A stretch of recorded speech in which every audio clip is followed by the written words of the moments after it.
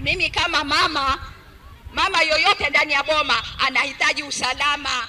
Kitu cha kwanza kabisa, mimi nataka usalama wangu. Sitaki kutishwa na wafugaji, sitaki kutishwa na wenye ng'ombe. Sina nguvu.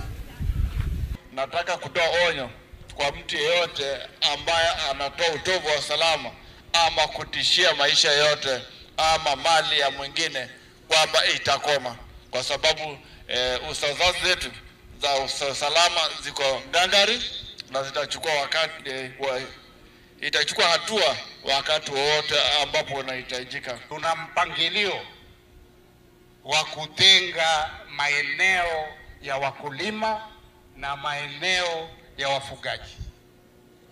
Kuna grazing corridors ambazo wakulima wengine wameingia hapo.